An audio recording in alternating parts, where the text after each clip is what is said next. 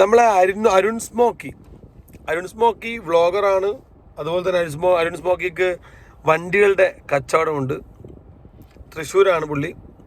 അപ്പോൾ പുള്ളിയെ ഒരു കാട്ടുകള്ളൻ അതിവിദഗ്ധമായി പറ്റിച്ചതിൻ്റെ കഥ പുള്ളി ഇങ്ങനെ കഴിഞ്ഞ 2-3 ദിവസങ്ങളായി പുള്ളിയുടെ ഇൻസ്റ്റയിലും ഫേസ്ബുക്ക് പേജിലൊക്കെ ഇങ്ങനെ പറയുന്നുണ്ടായിരുന്നു. അപ്പോൾ ഇന്നലെ അതിൻ്റെ വാർത്ത റിപ്പോർട്ടർ TV-യിൽ അവർ റിപ്പോർട്ട് ചെയ്തിരുന്നു. ഈ ഒരു സംഭവം, ഈ OLX സ്കാം അല്ലെങ്കിൽ ഓൺലൈൻ ഫ്രോഡ് അല്ലെങ്കിൽ ഓൺലൈൻ സ്കാം, അതായത് നമ്മൾ ഡിജിറ്റൽ അറസ്റ്റ് എന്നെല്ലാം പറയുന്ന പോലെ തന്നെ വേറൊരു സംഭവമാണിത്. സാധാരണഗതിയിൽ ഇങ്ങനെയുള്ള സ്കാമുകളുടെ ഹെഡ് ഓഫീസ് എന്ന് പറയുന്നത് നോർത്ത് ഇന്ത്യൻ സംസ്ഥാനങ്ങളാണ് ഇന്ത്യയിൽ, നമ്മുടെ നാട്ടിൽ. അതായത് ഇപ്പം പറയുകയാണെങ്കിൽ ഗുജറാത്ത്, രാജസ്ഥാൻ അങ്ങോട്ടേക്ക് പോവുകയാണെങ്കിൽ അവിടെയാണ് ഇതിൻ്റെയൊക്കെ ബുദ്ധി കേന്ദ്രങ്ങൾ പ്രവർത്തിക്കാറ്, സാധാരണഗതിയിൽ ഉണ്ടാവാറ്. പക്ഷെ ഇത് ഞെട്ടിക്കുന്ന കാര്യം എന്ന് വെച്ച് കഴിഞ്ഞാൽ അരുൺ സ്മോക്കിക്ക് പണി കൊടുത്തിരിക്കുന്നത് നമ്മളെ കേരളത്തിലുള്ള ഒരു ആൾ തന്നെയാണ്. അപ്പോൾ അദ്ദേഹത്തിൻ്റെ ഷോറൂമിൽ സിമ്പിളാണ്. ഇപ്പോൾ പുള്ളിയുടെ നടന്ന ഒരു പ്രോസസ്സ് എന്ന് വെച്ചാൽ വളരെ ഈ പറ്റിച്ച കള്ളൻ അയാളുടെ ഒരു കഴിവ് എന്ന് വെച്ചാൽ അയാൾ കമ്മ്യൂണിക്കേഷൻ സ്കിൽസിൽ നമ്പർ 1 ആയിരിക്കും. കാരണം ഒരേ സമയത്ത് തന്നെ ഈ വണ്ടി വിൽക്കുന്ന ആൾ, അതായത് ഞാൻ എൻ്റെ വണ്ടി കൊടുക്കുകയാണ്, വണ്ടി വാങ്ങുന്ന ആളാണ് അരുൺ സ്മോക്കി. ഇപ്പോൾ അരുൺ സ്മോക്കിയുടെ കേസാണ് പറയുന്നത്. അപ്പോൾ അവർ വണ്ടി കണ്ടു, വണ്ടി ഇഷ്ടപ്പെട്ടു. ഈ OLX-ൽ ഇവർ ഡീൽ ചെയ്യുന്നത് ഈ ആളുമായിട്ടാണ്. ആരുമായിട്ട്? ഈ തട്ടിപ്പ് ചെയ്യുന്ന ആളുമായിട്ടാണ്. അയാൾ പറയുന്നത് എൻ്റെ വണ്ടിയുമായി എൻ്റെ ഫ്രണ്ട് വരും, നിങ്ങളുടെ അടുത്തേക്ക് വരും. അപ്പം നിങ്ങൾ ഫ്രണ്ടിനോട് പ്രൈസും കാര്യങ്ങളൊന്നും പറയണ്ട, നിങ്ങൾ വണ്ടി നോക്കുക, ഇഷ്ടപ്പെട്ടാൽ നമുക്ക് അപ്പോഴും പരിപാടി ആക്കാമെന്ന് പറഞ്ഞു. എന്നെ ഡയറക്റ്റ് ബന്ധപ്പെട്ടാൽ മതി എന്ന് പറഞ്ഞു. ഈ വണ്ടി വിൽക്കുന്ന ആളുണ്ടല്ലോ, വിൽക്കുന്ന ആളോട് പറയുന്നത് നിങ്ങൾ അരുൺ സ്മോക്കിയുടെ അടുത്തേക്ക് എത്തിയാൽ മതി, അവിടെ എത്തിക്കോളൂ, ഞാൻ അവിടെ ഒരു പാർട്ട്ണറാണ്, അവിടെ എത്തിക്കഴിഞ്ഞാൽ വിളിച്ചാൽ മതി എന്ന് പറയും. അപ്പോൾ ഈ 2 പേരെ ഒരേ സമയത്ത് കബളിപ്പിക്കുക.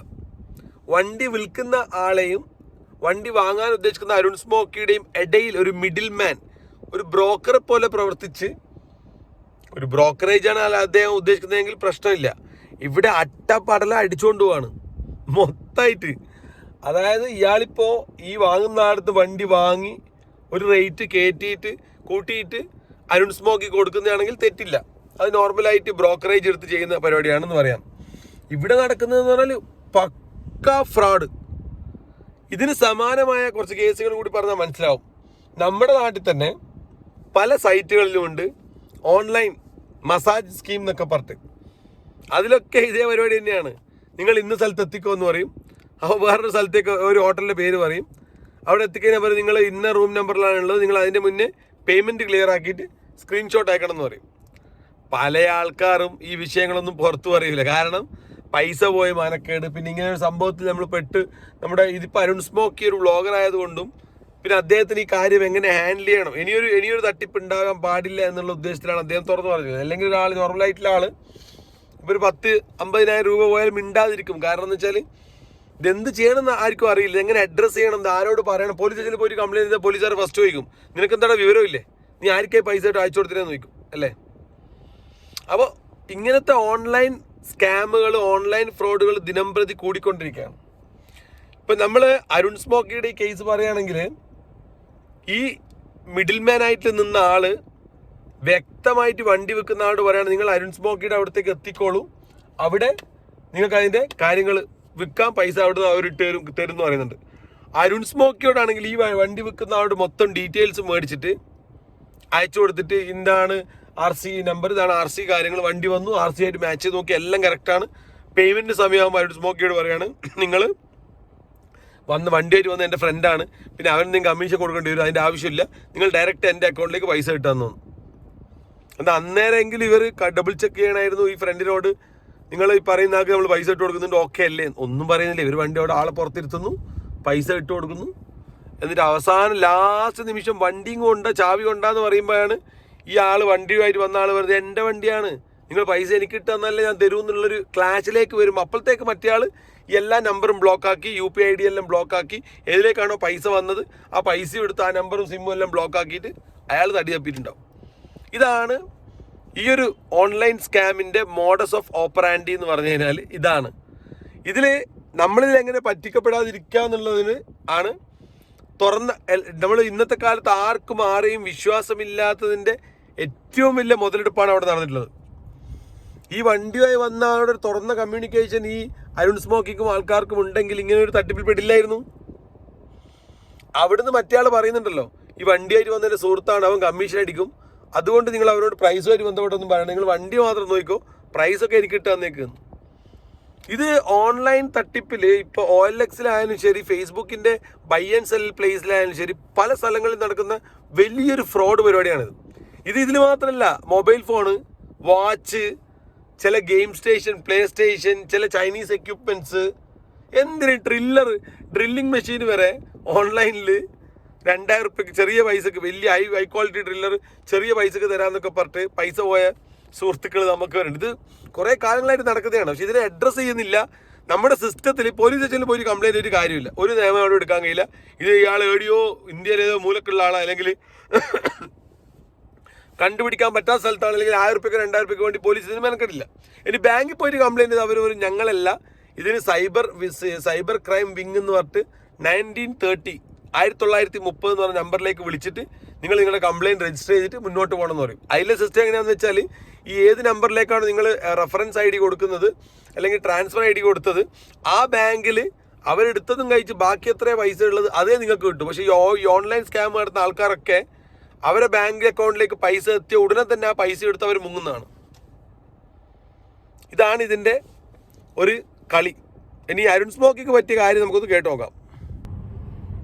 അരുണ് പറയുന്ന സംഭവം കേട്ടോ, ഓരോ ക്ലിപ്പാണിത്. അതായത് ഞങ്ങൾ ഇന്ന് രാവിലെ പരിചയപ്പെട്ടവരാണ് കേട്ടോ. പുള്ളിയുടെ ഒരു വണ്ടി വിൽക്കാൻ വേണ്ടിട്ട് പുള്ളി OLXലല്ലേ കേട്ടോ, എത്ര ദിവസമായിട്ടുണ്ടാവും, ഒരാഴ്ച കഷ്ടി. ഇന്നലെ രാത്രി പുള്ളിക്ക് ഒരു മെസ്സേജ് വന്നു, അതായത് വണ്ടി അവരെടുക്കാന്ന് പറഞ്ഞിട്ടില്ലേ. എന്തിനാ മെസ്സേജ്?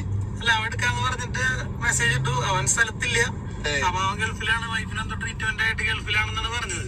അപ്പൊ അവൻ അവന്റെ പാർട്ടീനെ വിടാം, ഇന്നലെ തന്നെ കച്ചവടം നടത്തണമെന്നാണ് പറഞ്ഞത്. റെഡിക്കേഷൻ എടുക്കാന്ന് പറഞ്ഞു. അതെ, നമ്മള് പറഞ്ഞതില് എടുക്കാന്നാണ് പറഞ്ഞത്. അതിനുശേഷം ഞങ്ങളെ കോണ്ടാക്ട് ചെയ്തിട്ടുണ്ടായിരുന്നു. അതായത് വണ്ടിയുടെ ഡീറ്റെയിൽസും കാര്യങ്ങളൊക്കെ അയച്ചു, RC ബുക്ക് അയച്ചു, എല്ലാ കാര്യങ്ങളും അയച്ചു. വണ്ടികൾ വരുമല്ലോ വിൽക്കാണ്ടെന്ന് പറഞ്ഞിട്ട്, അതേപോലെ ഡീറ്റെയിൽസിലെ വണ്ടിയുടെ ഫോട്ടോസും നമ്മുടെ ഗ്യാരേജിലത്തെ നമ്പറിൽ കിട്ടും. അതായത് നമ്മുടെ ഗ്യാരേജിന്റെ അക്കൗണ്ടിൽ കയറി ഇൻസ്റ്റാഗ്രാമിൽ നിന്ന് നമ്പർ എടുത്തിട്ട് ഡീറ്റെയിൽസ് നമുക്ക് വാട്സപ്പ് ചെയ്തു. അപ്പൊ നമ്മളും പറഞ്ഞു ഓക്കെ, നമുക്ക് വണ്ടി റേറ്റ് കൊണ്ട് ഓക്കെ ആണെന്ന് വെച്ചിട്ടുണ്ടെങ്കിൽ കൊണ്ടുവന്നപ്പോ പുള്ളി എമർജൻസി ആണ്, ഹോസ്പിറ്റലേഴ്സ് ആണെന്ന് പറഞ്ഞപ്പോ നമ്മളും പറഞ്ഞു വണ്ടി കൊണ്ടുവന്നോ, നമ്മൾ എടുക്കാന്ന് പറഞ്ഞു. അതിനുശേഷം ഇന്ന് രാവിലെ പുള്ളി പറഞ്ഞു, അല്ല മെയിൻ ഹൈലൈറ്റ് പറഞ്ഞു കഴിഞ്ഞാൽ ഇവര് പറയണ അതേ പേര് തന്നെയാണ് ബുക്കിലും കാര്യങ്ങളെല്ലാത്തിലും എല്ലാ പേപ്പേഴ്സ് വാങ്ങിച്ചിട്ടുണ്ടല്ലോ. പിന്നെ അതിന് വലിയ ബുദ്ധിമുട്ടൊന്നും ഇല്ലല്ലോ. പക്ഷെ അത് നമുക്ക് അറിഞ്ഞോർന്നില്ലേ. ആധാർ കാർഡ് ചോദിച്ചു പറഞ്ഞു വണ്ടി തരാൻ വരുമ്പോ അതിന്റെ കൂടെ ഉണ്ടാവും. വണ്ടി തരാൻ വന്നപ്പോ നമ്മൾ അതിന്റെ പേപ്പേഴ്സ് നോക്കിയപ്പോ അതിൽ ലിപ്പിന്റെ പേരിൽ ആധാർ കാർഡ് ഉണ്ട്, എല്ലാ ഡീറ്റെയിൽസും ഉണ്ട്. ഇതിൽ എന്തിനുണ്ടായെന്ന് വെച്ചിട്ടുണ്ടെങ്കിൽ ഇവരോട് പറഞ്ഞു ഞങ്ങളുടെ ആളാന്നു, ഞങ്ങളോട് പറഞ്ഞു ആളാണ് RC ഓണർ, സ്ഥലത്തില്ലാത്തോണ്ട് കൂട്ടാൻ്റെ വണ്ടി കൊടുത്തുവിടാന്ന്. അത്രേ ഉള്ളൂ. അതായത് ഡബിൾ ഗെയിം. ഇപ്പോൾ വണ്ടി എക്സാമ്പിൾ സിമ്പിളായിട്ട് പറയുകയാണെങ്കിൽ, ഞാൻ എൻ്റെ വണ്ടി വിൽക്കാൻ ഉദ്ദേശിക്കുന്നു. ഓക്കെ, അപ്പോൾ ഞാൻ ഈ തട്ടിപ്പ് നടത്തുന്ന ആൾ എന്നെ വിളിച്ചിട്ട് പറയാണ്, സാറേ നിങ്ങളുടെ വണ്ടി ഞങ്ങൾ എടുത്തോളാം, അധികം ബാർഗൈനിങ് ഒന്നുമില്ല. ഞാൻ പറയുന്നത് 10 ലക്ഷം, 10 ലക്ഷം, ഒരു 9 ലക്ഷത്തിന് ഞാൻ എടുത്തോളാം. അപ്പോൾ നിങ്ങളൊരു കാര്യം ചെയ്യ്, നിങ്ങളെ വണ്ടി, ഈ സ്ഥലത്തില്ലാത്ത ആൾക്കാരാണ് ഇവരെ മെയിൻ സംഭവം. അപ്പോൾ ഞാൻ പറയാം, എനിക്ക് ഇന്ന ദിവസം കൊണ്ടുവരാൻ ബുദ്ധിമുട്ടുണ്ട്. ഓക്കെ, നിങ്ങൾ എപ്പോൾ സൗകര്യമുള്ള നിങ്ങൾ ആരുടെയെങ്കിലും കയ്യിൽ ഈ വണ്ടി ഒന്ന് കൊടുത്തു വിടണം, അല്ലെങ്കിൽ നിങ്ങൾ തന്നെ വന്നാലും മതി. ഇന്ന ദിവസം നിങ്ങൾ അരുൺ സ്മോക്കിയുടെ ഗാരേജിൽ, ഇന്ന ഗാരേജിൽ നിങ്ങൾ എത്ര എന്ന് പറയും. ഓക്കെ, എന്നോട് പറയും. അപ്പോൾ ഞാൻ എന്താ കരുതുന്നത്, ഈ എന്നോട് ചാറ്റ് ചെയ്യുന്ന മെസ്സേജ് ചെയ്യുന്ന ആൾക്കാണ് വണ്ടി വേണ്ടത്. അപ്പോൾ അയാളുടെ ഒരാളാണ് ഈ ഗാരേജിലുള്ളത്, അവിടുത്തെ കൊണ്ട് കൊടുത്താൽ മതി. അപ്പോൾ ഞാൻ ആ ഗാരേജിലേക്ക് പോകും. ഗാരേജിൽ അയാളോട് വിളിച്ചിട്ട് പറയും, ഞാൻ സ്ഥലത്തില്ല, എൻ്റെ ഒരു ബ്രദർ വണ്ടിയും കൊണ്ട് വരുന്നുണ്ട്, നിങ്ങൾ വണ്ടി നോക്കിക്കോ, കാര്യങ്ങൾ നോക്കിക്കോ, RC പേരും കാര്യങ്ങളും. അപ്പോൾ എൻ്റെ അടുത്ത് ആദ്യം RCയും കാര്യങ്ങളൊക്കെ അദ്ദേഹം വാങ്ങി വെച്ചിട്ടുണ്ട്. ഈ RC നോക്കിക്കോ, എല്ലാം പക്കയാണ്. അപ്പോൾ വണ്ടി വാങ്ങാൻ ഉദ്ദേശിക്കുന്ന അരുൺ സ്മോക്കിയോ ആൾക്കാരൊക്കെ വണ്ടി നോക്കുന്നു, വണ്ടി അടിപൊളി വണ്ടി, കാര്യങ്ങളൊക്കെ, പ്രൈസൊക്കെ എല്ലാം ഓക്കെയാണ്. അപ്പോൾ എന്തെങ്കിലും ചെറിയ നെഗോസിയേഷൻ ഉണ്ട്, അതും ചെയ്യുന്നു. എന്നിട്ട് പറയുകയാണ് വണ്ടി ഞങ്ങൾ എടുക്കാൻ തയ്യാറാണ്. അപ്പോൾ ഈ മിഡിൽ മാൻ ആയിട്ടുള്ള ആൾ പറയുകയാണ്, എൻ്റെ ബ്രദറാണ്, എന്നാലും ചിലപ്പോൾ എന്തെങ്കിലും കമ്മീഷനോ കയറ്റി അടിക്കാൻ എന്തെങ്കിലും ചാൻസ് ഉണ്ട്, അപ്പോൾ നിങ്ങൾ എൻ്റെ അക്കൗണ്ടിലേക്ക് തന്നെ ഇട്ട് തന്നേക്കുക. അപ്പോൾ അവർക്ക് കൂടുതൽ വിശ്വാസമാക്കണം. അരുൺ സ്മോക്കി അപ്പോൾ ജെനുവിൻ ഒറിജിനൽ ഓണർ തന്നെയാണ്, പൈസ ഒക്കെ ഇടാൻ ചോദിക്കുന്നുണ്ട്. പെട്ടെന്ന് ഇട്ടുകൊടുത്ത് കുടുങ്ങുകയാണ്. ഇതിൽ ഏറ്റവും മനസ്സിലാക്കേണ്ടത് പറ്റിക്കപ്പെടാൻ എളുപ്പമാണ്, എല്ലാവരും പറ്റിക്കപ്പെടും. ഈ പറ്റിക്കുന്ന അങ്ങനെ ഉണ്ടല്ലോ കള്ളൻ, അവൻ വീരപ്പൻ കഴിഞ്ഞാൽ ഇന്ത്യയിൽ ഏറ്റവും വലിയ കള്ളനായിട്ട് അവരെ പ്രഖ്യാപിക്കണം. കാരണം ഈ ഒരു അരുൺ സ്മോക്കിനെ പറ്റിച്ച് ഈ കള്ളൻ്റെ ഒരു കേസ് സ്റ്റഡി ഇപ്പം നടത്തി നോക്കുമ്പോൾ ഇവൻ 4-5 കൊല്ലമായിട്ട് ഒരുപാട് ആൾക്കാരെ പറ്റിക്കുന്നു. ഞാൻ ഈ നേരത്തെ പറഞ്ഞ പോലത്തെ ഈ ഡ്രില്ലിംഗ് മെഷീൻ മുതൽ മൊട്ടുസൂചി മുതൽ